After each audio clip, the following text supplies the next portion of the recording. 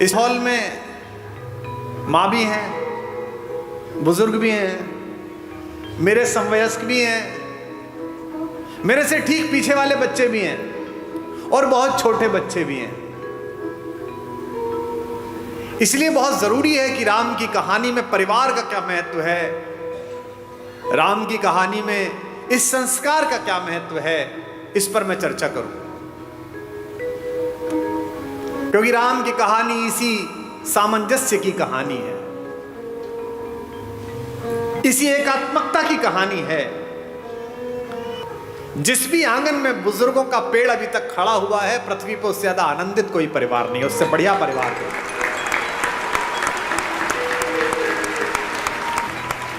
और परिवार को यह जानना जरूर है कि ये परिवार बचेंगे कैसे।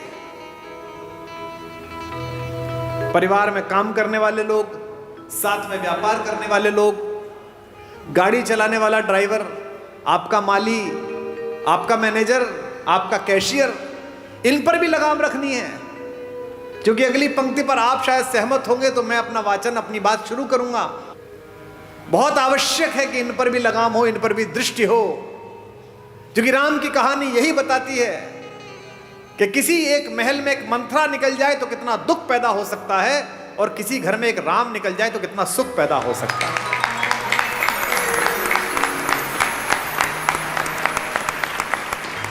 दशरथ ने राम से यह तक कहा कि तेरी ये छोटी मां मुझसे गलत काम करा रही है बेटे, और तू इस समय सेनापति है, सारी सेनाओं का कंट्रोल तेरे हाथ में है, तू मुझे गिरफ्तार कर ले और मुझे जेल में डाल दे तो मेरा वचन भंग भी नहीं हुआ और तेरा राज्याभिषेक भी हो गया। मैं जेल में रह लूंगा लेकिन मैं तुझे निष्कासन नहीं दे सकता। लक्ष्मण कहते हैं राम से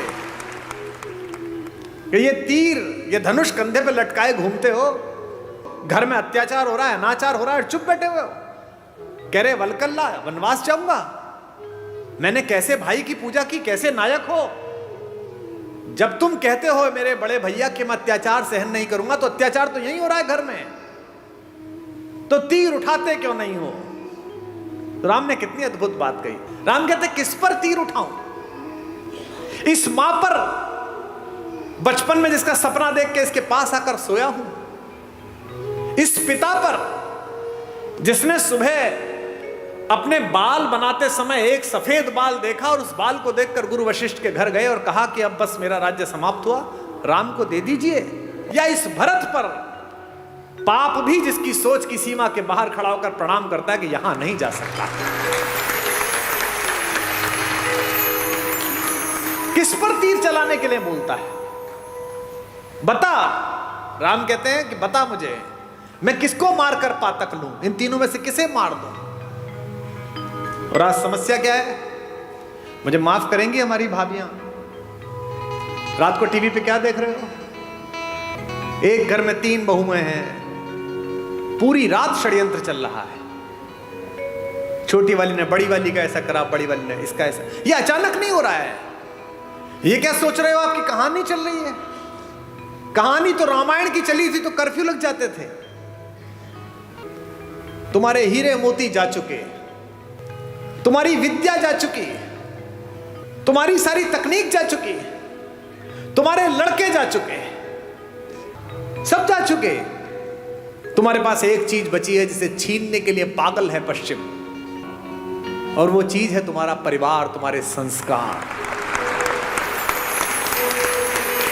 अब इस पर डाका डालने की कोशिश है। कोई सीरीज देख लो, उसके 40 मिनट में एक बलात्कार होगा, एक हत्या होगी, एक संस्कृति और कला के ऊपर, भारतीय दर्शन के ऊपर गंदी गंदी गालियां होंगी। ये क्या है, ये धीमे धीमे आपके घरों तक जहर पहुंचाया जा रहा है। क्या दिखाया जा रहा है आपके सीरियल में, एक लड़का है घर में, वो लड़का चरित्रहीन भी है, वो जिससे उसका विवाह हुआ उसके बाद भी किसी से प्रेम में है, वो जिससे प्रेम हुआ उसके बाद तीसरे से भी किसी से प्रेम में है। उस परिवार की दोनों महिलाएं उससे विवाह कर चुकी हैं। आप में से किसी ने ऐसा घर कहीं देखा है? ये भारत के घर नहीं है, एक परिवार में भी ये संस्कार नहीं। लेकिन ये डालने की कोशिश की जा रही है कि ये सही है। तो हमारे परिवार के संस्कारों पर विषाणु का हमला है। आप समझिए ध्यान से, क्या घर ऐसे होते हैं जो दिखाए जा रहे हैं? उनको पता है कि आपके यहां आज भी ये स्थिति है कि अगर कोई भाई संकट में होगा तो दूसरा भाई आ जाएगा। इस नींव को तोड़ दिया अगर तो खेल अपने हाथ में है। अगर आपके मन में से संतोष हटा दिया जाए कि एक वलकल में रहकर भी मिथिला की राजकुमारी और अयोध्या की महारानी सीता 14 वर्ष काट देती है, तो आप बाजार में कैसे जाओगी? कलेजे पे हाथ रख के बताओ कलकत्ता वालों, जब 10 साल पहले इंटरनेट की शॉपिंग नहीं थी, परचून की दुकान पे जाते थे, उतना ही सामान लेके आते थे जितना आवश्यक था। पर्ची जाती थी ना, परचून वाला आपसे यह कहता था कि भाभी जी आधा किलो जीरे के साथ आधा किलो हल्दी और फालतू ले जाओ। आप कहते हल्दी रखी है, क्यों ले जाऊं? उतनी परचून पे सामान लिखिए, उतना ही सामान बनता था, उतना ही सामान आता था।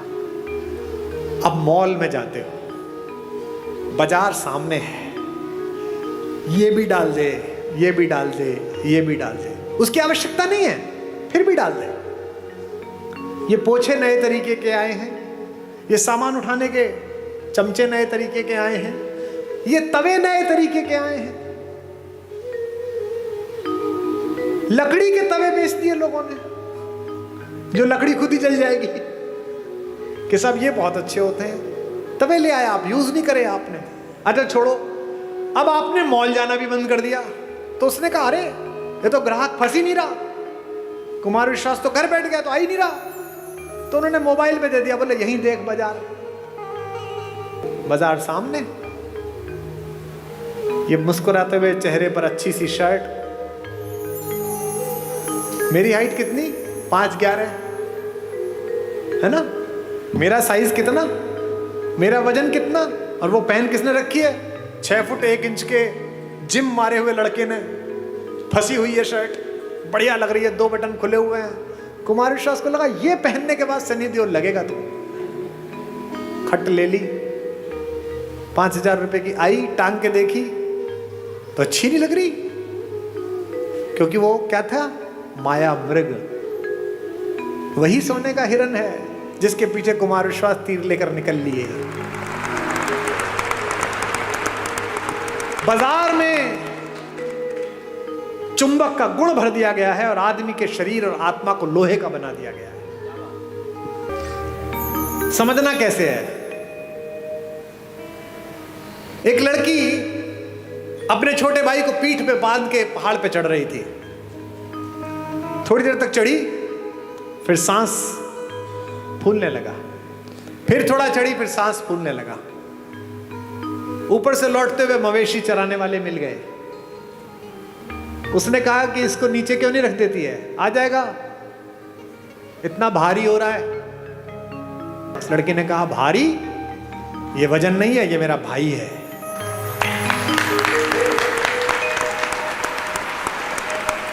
एक व्यापारी सोने की अशर्फियां पीठ पर बांधे हुए पहाड़ पर चढ़ रहा था। उसी पहाड़ पर सोने की अशर्फियां भारी थी, चढ़ने लगा, सांस फूलने लगा, और चढ़ा, सांस फूलने लगा। एक जगह ऐसी आ गई कि या तो इसे फेंकना पड़ेगा या कुछ करना पड़ेगा। ऊपर से वही गडरिया वापस लौट रहे थे। उन्होंने उस सेठ से कहा कि ये जो पीठ पे बांध रखा है, इसे छोड़ क्यों नहीं देता, जान बच जाएगी, ऊपर पहुंच जाएगा। सेठ ने कहा छोड़ कैसे दूं, मेरा भाई थोड़ी है, ये तो पैसे हैं। अब आपको तय करना है कि आपको वो वाली बहन बनना है, वो सेठ वाला भाई बनना है। एक राम है जो जंगल में घूमते हुए सुग्रीव को भी भाई बना लेते हैं, हनुमान को भी कहते हैं तुम मोहि प्रिय भरत सम भाई। और एक रावण है जो अपने सगे भाई विभीषण को भी लात मार के बाहर भगा देता है। इस कहानी में केवल यही सीखते चलना, इसके पास क्या था, इसके पास क्या था, अपनी तुलना करना, फिर देखना रावण की तरफ खड़े हो कि राम की तरफ खड़े हो। और कितने भी बुद्धिमान हो, कितने भी अकलमंद हो, रावण से अकलमंद नहीं हो सकते। उसके 10 सिर थे। 10 सिर का मतलब सिर लगे हुए नहीं थे, 10 लोगों के बराबर की IQ थी। आपके घरों में कई बहुएं होती ना, जिनके बारे में सास कहती हैं कि इसके 4 हाथ हैं, इधर चाय रखती है, इधर सब्जी काटती है, इधर ये करती है। और कई बहुएं ऐसी होती है 2 हाथ होने के बाद भी एक भी नहीं होता। अलग अलग तरह की होती हैं। 4 हाथ का मतलब 4 हाथ थोड़ी है, 4 हाथ का मतलब खटाखट काम करती है, ऐसी बहू होती है। तो रावण के 10 सिर ऐसे नहीं थे कि लगे हुए थे जो उन्होंने रामलीला में दिखा दिए। रावण के पास 10 लोगों की आईक्यू थी। वो पुलस्त मुनि का नाती था। संस्कृत का और आयुर्वेद का और विमान शास्त्र का और रसायन विज्ञान का अद्भुत विद्यार्थी था। भगवान शंकर जिसके गुरु हो, जिसने शिव तांडव स्तोत्र जैसी बड़ी रचना को लिखा हो, वो उसको घर में घुस के एक तपस्वी ने मार दिया। क्यों? क्योंकि प्रवृत्ति की बात थी। प्राप्त और पर्याप्त के बीच का अंतर था। राम को त्रैलोक्य में सौंदर्य के पहले 5-10 नाम में आने वाली रावण की अनित्य सुंदरी बहन सूपनखा प्रस्ताव देती है कि जंगल है, कौन देखेगा, मुझसे प्रेम कर ले, विवाह कर ले, और ये तो वैसे भी बिना माँ बाप के तेरे साथ आई है, तो सब निभा लेगी। राम कहते हैं माता मेरा विवाह हो चुका। लक्ष्मण से कहती है, लक्ष्मण भी यही करते हैं। गुस्से में सीता को हानि पहुंचाने की कोशिश करती है और ऐसे में अस्त्र उठता है और उसकी नाक पर चोट लग जाती है, जो रावण के गुस्से का कारण बनी है। ये राम है जो जंगल में भी मिले हुए इस अश्लील, अशालीन, असंस्कारी, अपारिवारिक अवसर को ठुकरा देते हैं। और एक रावण है जो पंचकन्याओं में पूजित माता मंदोदरी का पति होने के बावजूद भी सिर्फ इतना सुनकर कि जंगल में 2 लोग घूम रहे हैं, उनकी बीवी बहुत अच्छी है, उसके पीछे लग जाता है। इसीलिए उसके कुल वंश का नाश होता है, सारी पीढ़ियां ध्वस्त हो जाती हैं, सब लोग समाप्त हो जाते हैं। मैं केवल ये सोचता हूं कि अगर मेरे बोलने से 10 लोग, 20 लोग, 50 लोग, 100 लोग भी गुणात्मक परिवर्तन जीवन में हो जाए तो बढ़िया बात हो जाएगी। एक सज्जन ने मुझे चिट्ठी लिख कर दी, ऐसे ही जैसे ये चिट्ठी आई है कि साहब वो मैं कल आया था, आपने राम और भरत के प्रेम के विषय में बताया, और मेरे सगे भाई साहब जो हैं वह हिम्मतनगर गुजरात में रहते हैं, और मेरा उनसे 25-30 साल से संपत्ति विवाद चल रहा है। ना मैं उनके बच्चों की शादी में गया, ना वो मेरे शादी में आए। पर कल रात सुन के मैं बहुत रोया। अब कल जब आपका कार्यक्रम समाप्त हो जाएगा तो मैंने दोनों बेटों को, बहुओं को लेकर मैं जा रहा हूं हिम्मतनगर, और संपत्ति के और अदालत के सारे कागज लेकर उनके चरणों में रख दूंगा और कह दूंगा भैया जो आप जाने करिए, बस मुझे माफ कर दीजिए, मुझे चरणों में स्थान दीजिए। मुझे लगता है कि यही आपका पारिश्रमिक है, यही आपका प्रतिफल है। जिस समय आप दूसरे में ईश्वर देखना प्रारंभ कर देंगे, उस समय ईर्ष्या, कुंठा, बेईमानी, दुष्टताएं सबका विलोप हो जाएगा। और ये पृथ्वी इसीलिए बची हुई है अभी तक भी कि इसमें अच्छे लोगों का प्रतिशत ज्यादा है, बुरे लोगों का प्रतिशत कम है। हमारे एक शायर का शेर है कि दुनिया नफरतों की आखिरी स्टेज पर है, इलाज इसका मोहब्बत के सिवा कुछ भी नहीं है। ये दोनों भाई थे, यूक्रेन और रूस, एक दूसरे के खून के प्यासे हैं, निरपराध लोगों को मार रहे हैं। और मरवा कौन रहा है? वो बाहर बैठा हुआ एक आदमी, वो यूक्रेन से कह रहा, तो चिंता मत करना, हथियार कितने में मिलेंगे तू जारी रख।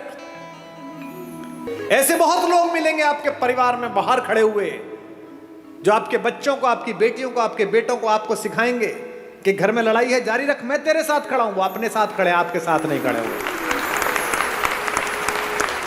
जो भी व्यक्ति ऐसी बात करता मिले कि चिंता मत करना, मैं तेरे साथ खड़ा हूं, अपने भाई के खिलाफ हो जा, बहन के खिलाफ हो जा, मां के खिलाफ हो जा, समझना कि वो आपके साथ नहीं खड़ा है। तो ध्यान रखना, आपकी पारिवारिक शांति में तब तक सफलता बनी हुई है जब तक बाहर खड़ा हुआ एक आदमी जो आपको बहकाता है, आप उसकी चपेट में नहीं आ रहे। परिवार के बाहर खड़ा हुआ कोई भी आदमी परिवार के किसी व्यक्ति के खिलाफ भड़काए तो समझ लेना मंथरा द्वार तक आ गई है। अब आपको तय करना है कि अयोध्या बचानी है कि नहीं बचानी।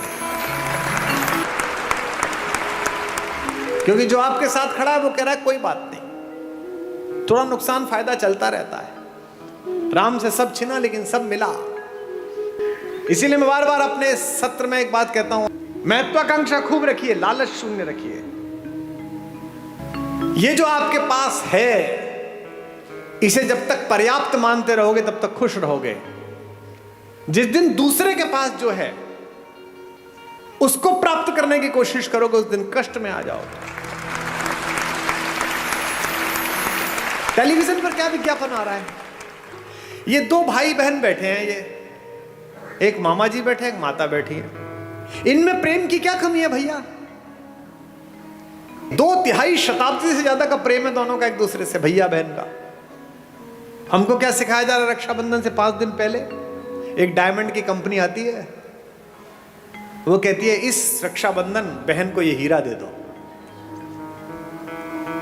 हमको क्या सिखाया जा रहा है करवा चौथ पर? ये डायमंड दे दो। यहां तक कि घर में हम कौन सा कुकर खरीदे, इस पर भी प्रेम। जो बीवी से करे प्यार, वो इस फला कुकर से कैसे करे इनकार?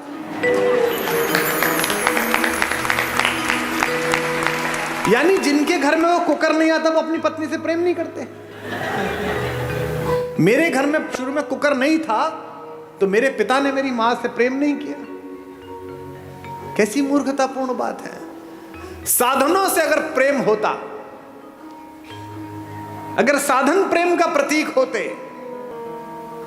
तो राम पिछड़ जाते, रावण जीत जाता। मुझसे लोग कहते हैं आगरे में एक सफेद रंग की बिल्डिंग दिखाकर कि ये प्रेम का प्रतीक है। इसे प्रेम का प्रतीक बताते हो? ये प्रेम का प्रतीक है? अरे प्रेम का सबसे बड़ा प्रतीक तो समुद्र के नीचे इकट्ठे हुए वो पत्थर है जिन पर मेरा राम चल कर गया था।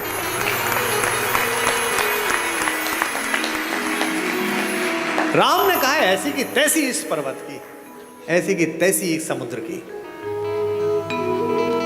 अगर मेरी प्रेमिका मेरी पत्नी के बीच में कोई आया है तो 7 समंदर पार छुपाओ, उसके घर में जाके मारूंगा।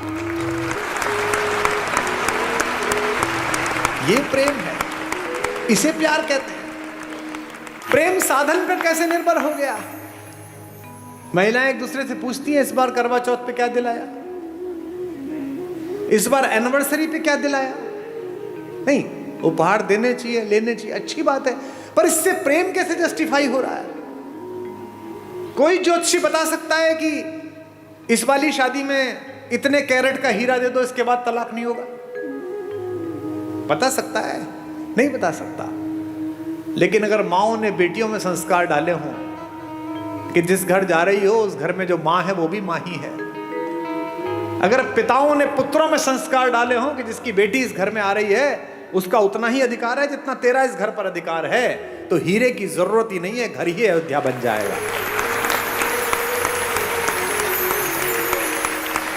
अनुभव की मान्यता है। जिन परिवारों में अनुभव का सम्मान नहीं है उन परिवारों में प्रगति नहीं है। दिस इज माई लाइफ कहने वाले जो लोग हैं ना, जो छोटे बच्चे हैं, उनको ये जानना चाहिए कि अनुभव के सम्मान से ही बहुत सारी चीजें आती हैं। अनुभव से ही अगर सारे वानर युवा होते और एक जामवंत ना होता तो राम सीता तक पहुंच जाते।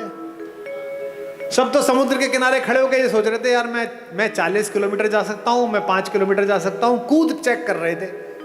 जामवंत थे, उन्हें पता था कि ये हनुमान जा सकता है, लेकिन ये भूल गया है, इसको शाप मिला है। लेकिन कोई याद दिलाएगा तो याद आ जाएगा। तो हनुमान के कंधे पर हाथ रखकर बुजुर्ग जामवंत ने क्या कहा? का चुप साध रहे बलवाना, तू क्या चुप बैठा हुआ है, तू तो पार कर ही सकता है। और हनुमान ने मार दी उछाल और चले गए परली पार। इसलिए हर घर में एक जामवंत जरूरी है, एक बुजुर्ग जरूरी है कि जब तुम थक जाओ तो तुम्हारे कंधे पर हाथ रखकर कह सके क्या चिंता करता है बेटा, मार उछाल। एक जामवंत सबके घर में जरूरी है। और हम इन जामवंतों को सोचते हैं कि ये तो बूढ़े हो गए, ये क्या बताएंगे। मेरे पिता 86 वर्ष के हैं, वो फोन करते हैं तो मैं बिल्कुल एकदम सतर्क होकर उनसे बात करता हूं। उनका नाम भी सेव कर रखा है, रॉयल टाइगर। तुरंत डर के फोन उठाते हैं। मेरी बेटियां हंसती हैं कि बोलो, बहुत बड़े ज्ञानी बनते हो, किसी को कुछ भी समझते नहीं हो। अब देखो, मैं जानता हूं 87 वर्ष का एक बुजुर्ग आदमी मेरा कुछ नहीं बिगाड़ सकता अगर मैं अभद्रता करूं, वो भी जानते हैं। लेकिन मैं उनके आदर के अतिरिक्त मेरा लोभ ये भी है कि मेरी बेटियां ये सीख जाएं, ताकि मैं जब 87 वर्ष का हूं तो मेरी बात को वो गंभीरता से सुने कि बाप का फोन आया। यदि चाहते हो कि तुम्हारा बेटा तुम्हारा आदर करे तो अपने पिता का आदर करना शुरू कर दो। यदि चाहते हो कि तुम्हारे बेटियां दूसरे घरों में जो गई हैं उनको स्नेह मिले तो अपनी बहुओं को स्नेह देना शुरू कर दो। यह संभव नहीं है कि तुम दूसरे की बेटी को स्नेह नहीं दोगे और अपनी बेटी के लिए स्नेह का मांग करोगे। यह सब वाइस वर्सा है, यह भी ईश्वर ने तय किया है। और शेष रघुनाथ पर छोड़ दो, शेष भगवान पर छोड़ दो, क्योंकि अगर वो साथ हैं तो फिर किस बात की चिंता।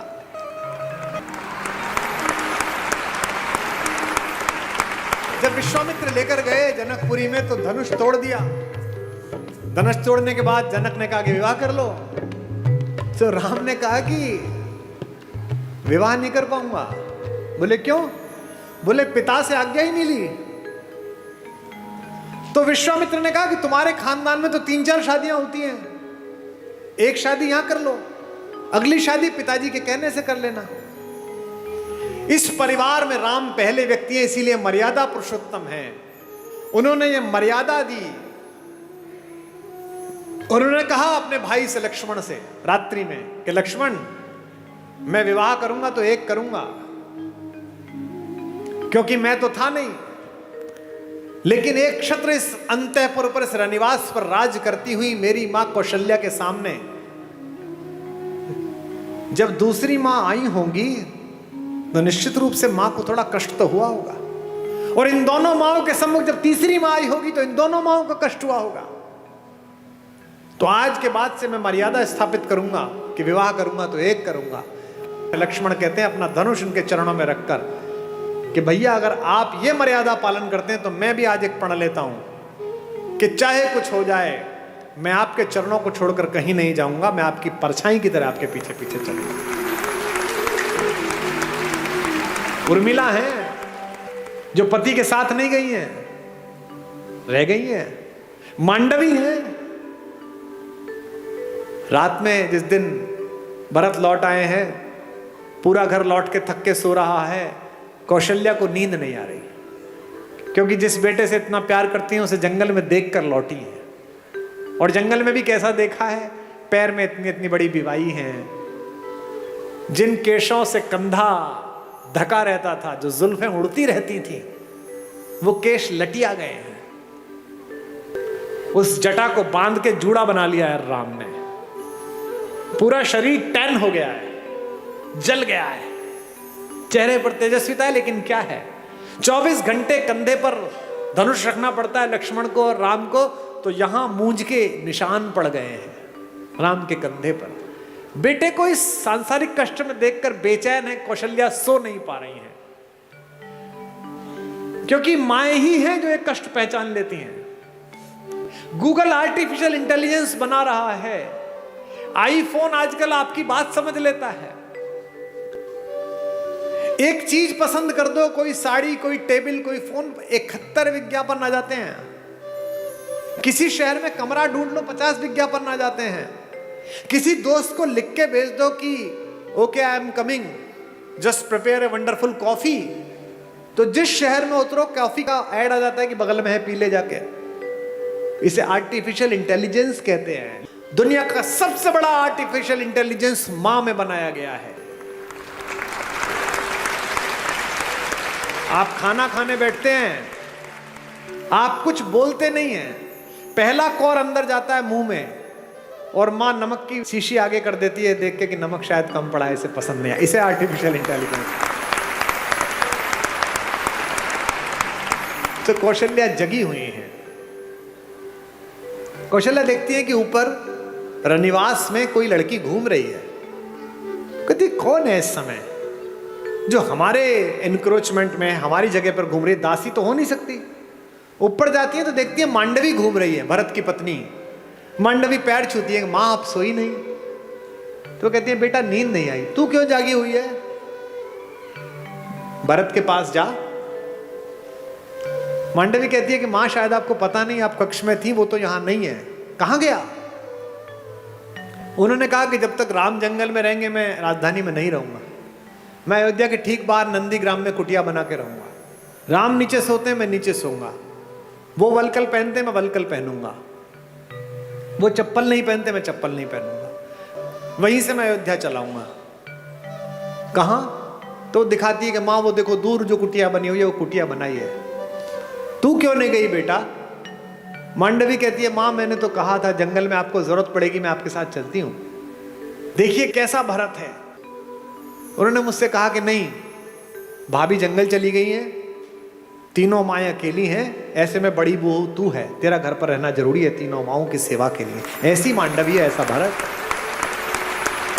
फिर मांडवी से कहती है अच्छा कोई बात नहीं, तू सो जा।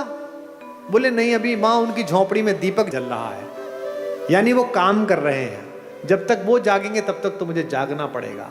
लोग हमसे कहते हैं कि ये वुमेन एम्पावरमेंट के खिलाफ है। तुमसे कभी कोई कहता मिले कि हिंदुस्तान वुमेन एम्पावरमेंट के खिलाफ था तो इन्हें सदा बताना। आज से 1000 साल पुरानी कोई मूर्ति निकाल के ले आओ हिंदू देवी देवताओं की, सब में उनकी पत्नियां उनके बगल में खड़ी हुई हैं।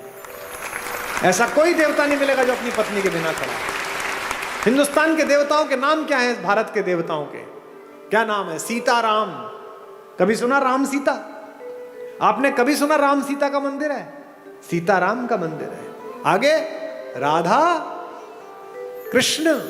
आपने सुना वृंदावन में कृष्ण राधा का मंदिर? नहीं, राधा कृष्ण। हमारे सारे देवी देवताओं में पहले पत्नी का नाम है नमः पार्वती पतये। पार्वती पति को प्रणाम है। हमारे यहां पहले देवियों के स्थान है, बाद में देवता आते हैं।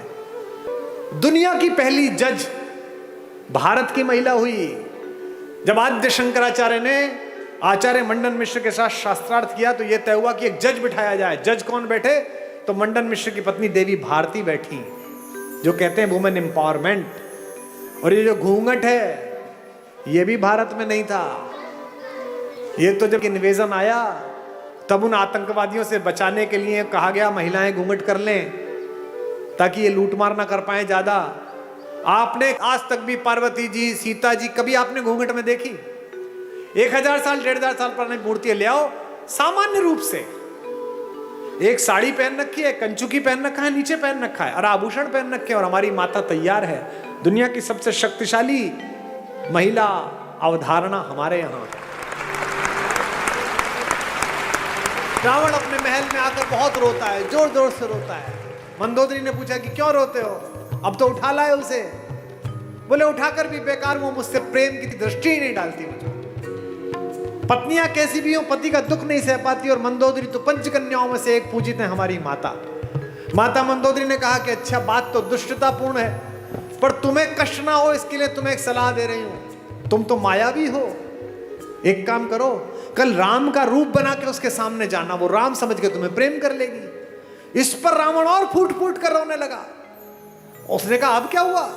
बोले ये प्रयास 4-5 बार कर चुका हूं, पर जैसे ही राम का रूप धारण करता हूं मुझे तुम्हारे अतिरिक्त दुनिया की प्रत्येक स्त्री अपनी बहन दिखाई देने लगती है, अपनी मां दिखाई देती है।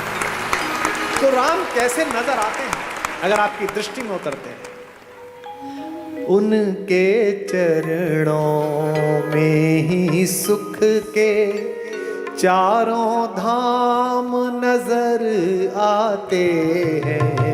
उनके चरणों में ही सुख के चारों धाम नजर आते हैं। भावनाओं के और भक्ति के सब आयाम नजर आते हैं। भावनाओं के और भक्ति के सब आयाम नजर आते हैं। मन के चित्रकूट से लेकर आशाओं की अवधपुरी तक, मन के चित्रकूट से लेकर आशाओं की अवधपुरी तक, जिधर नजर जाती है मुझको, जिधर नजर जाती है मुझको, केवल राम नजर आते हैं। जिधर नजर जाती है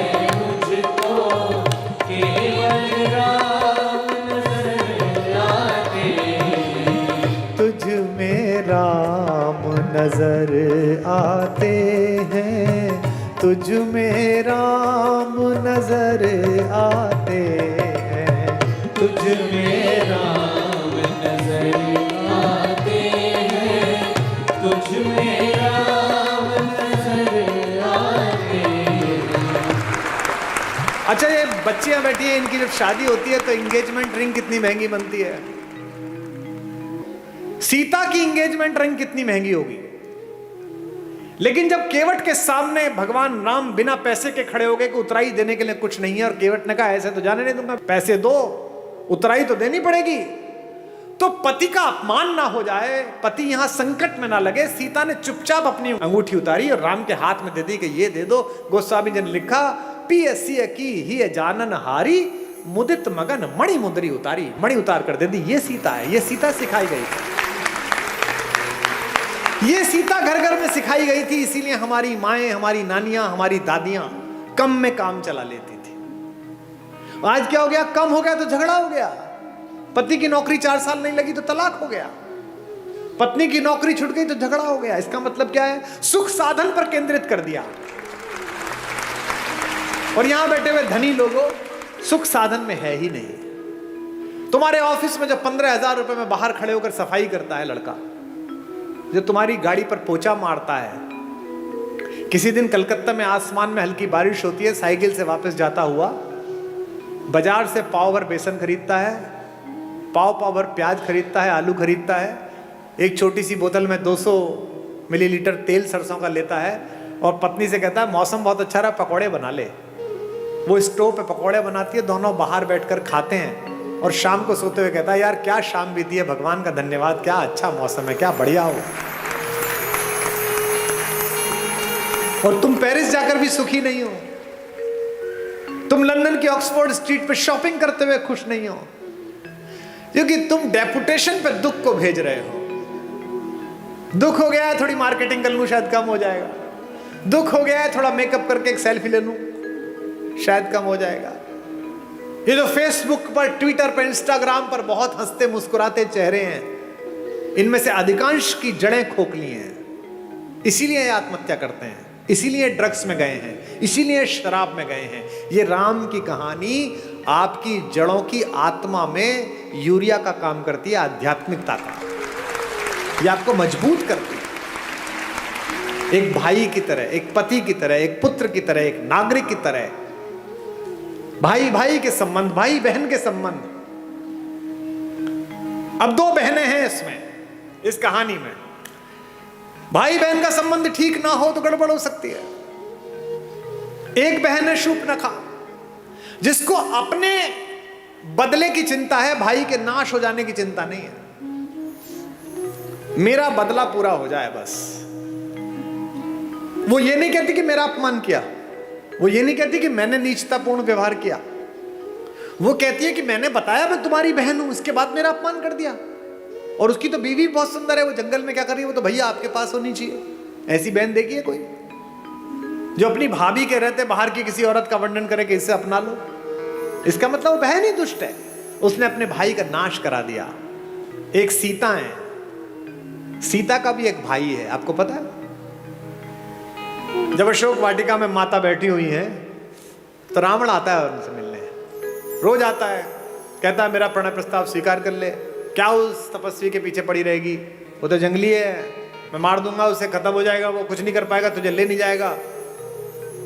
माता पूरी सात्विकता के साथ बैठी है। एक दिन कहता है कि देख मेरी बात मान ले, अन्यथा मैं बलपूर्वक तुझे उठा लूंगा यहां से। तो वो जिस चटाई पर बैठी हैं, उस चटाई का एक तिनका तोड़ती हैं और तिनका तोड़कर अपने रावण के बीच रख देती हैं और कहती हैं कि तू कैसी मूर्खतापूर्ण बात करता है रे, कि तू मुझे छू लेगा? ये तिनका रखा है, इसे पार करके दिखा दे, तेरे में औकात है तो। एक वैज्ञानिक सोच वाली युवती ने मुझसे पूछा कि क्या कुमार विश्वास जी आप भी कैसी पोंगा पंडितों वाली मूर्खतापूर्ण बातों की समर्थन करते हो? जो कैलाश पर्वत को उठा लेता हो वो तिनका नहीं उठा पाएगा। ऐसा क्या सीता में मनोबल आ गया तिनके को देख? अब मैं जो बात कह रहा हूं उसको बहनें सुने।